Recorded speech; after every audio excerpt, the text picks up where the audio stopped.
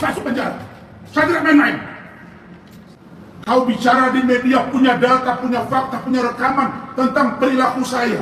Kenapa kau tidak meminta agar sidang itu terbuka untuk umum supaya kita buka-bukaan? Karena secara logika hukum, orang yang sehat, yang senantiasa, yang takut berhadapan dengan korban ketika diperiksa adalah terdakwa. Ini saya yang rancang terbuka, kok kau malah sepertinya tidak dukung untuk terbuka. Saya sebagai terdakwa minta ke yang mulia majelis hakim untuk dibuka, tapi kok malah hakim mengatakan tertutup.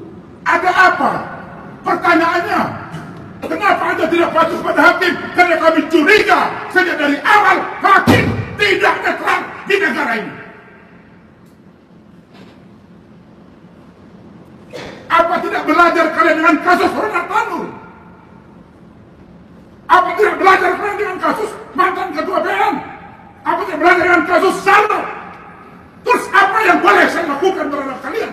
Kalau begini caranya, tangkap saya, penjarakan, bilang karena Anda melawan Hotman, manusia bersih, manusia kuat, maka tidak perlu dihukum, penjarakan Asman.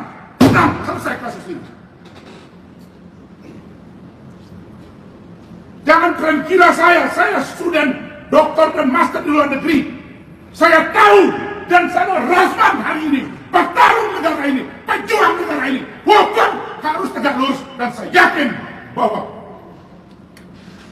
konsep hidup jelas berani melawan kezaliman.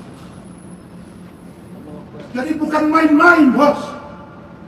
Kasus ini saja tahun 2022 sudah dilaporkan.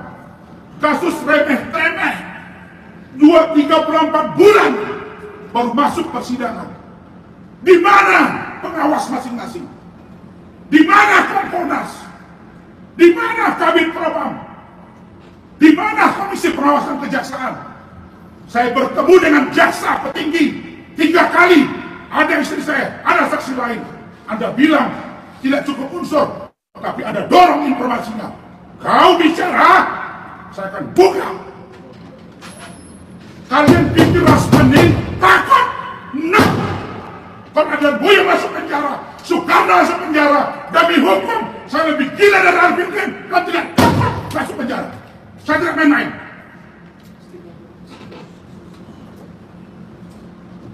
Kalian belum tahu saya. Saya tidak main-main di kasus ini. Ini harga diri saya. Saya belajar hukum, diajarkan senior saya, Fiat Justitia Ruat Solum. Kata guru saya, kata dosen saya, kata instruktur saya ketika saya melakukan pendidikan advokat. Bang Otto Hasibuan, ada rekaman videonya, jangan takut jadi pengacara. Enak aja Hotman bilang, sahabat saya, Bapak Otto Hasibuan, tolong supaya saudara Firdaus tidak bersidang.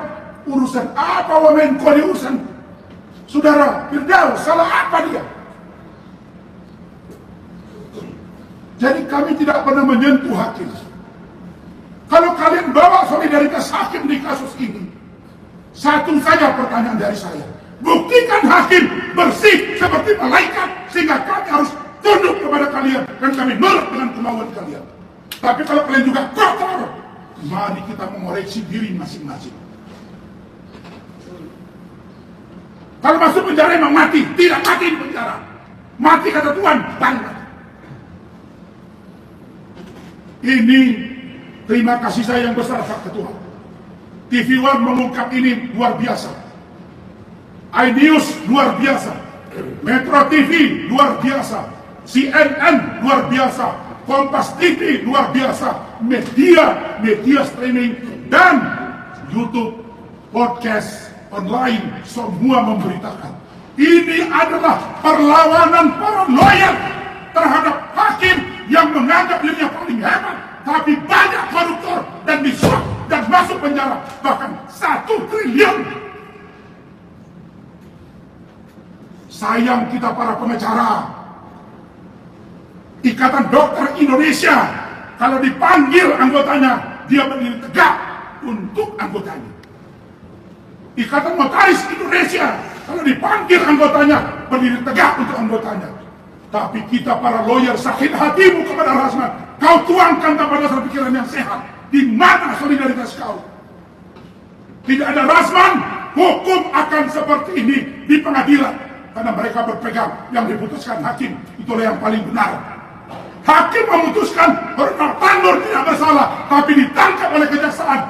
Apakah itu bukan sebuah perbuatan yang mencari marwah dari Mahkamah Agung? Jangan begitu. Jadi, ini tidak main-main. Saya pernah ngomong kepada istri saya, Bu Ade dengan Bu Eni, saya siap meninggalkan Indonesia. Saya ditawar mengajar di kampus saya. Saya tidak perlu tinggal di Indonesia. Saya tinggalkan karena hukum bobrok, menghukum orang tidak bersalah, dipaksakan, bareskrim, kejaksaan, sampai peradilan. Saya benar, demi Allah itu. Saya bukan orang bersih. Maka bapak-bapak, kami sudah mengatur jadwal. Hari Senin kami akan ke Mahkamah Agung, lanjut ke KY, lanjut ke Badan Pengawas Mahkamah Agung, lanjut ke DPR RI, lanjut ke Pengadilan Tinggi. Ini masih menjadi pertanyaan saya. Kenapa saya bisa jadi di atas meja? Demi Allah, demi Rasulullah, kafir saya. Saya akan menjadi orang kafir kalau saya bohong.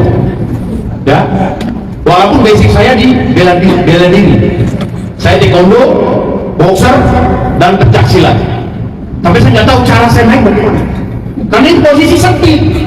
Di belakang meja, di belakang kursi, di sananya pengacara semua. Ini yang jadi pertanyaan saya, mengagitasi pikiran saya. Karena secara tidak sengaja dan spontan saya tiba-tiba sudah di atas meja. Demi Allah, demi Rasulullah, wallahi, entah karena saya gelap mata, entah karena saya terlalu berlebihan ingin membela klien saya berdasarkan kuasa, sehingga saya tidak memperhatikan lagi bagaimana cara saya naik ke atas meja. Makanya saya meminta kepada Pengadilan Negeri Jakarta Utara untuk membuka CCTV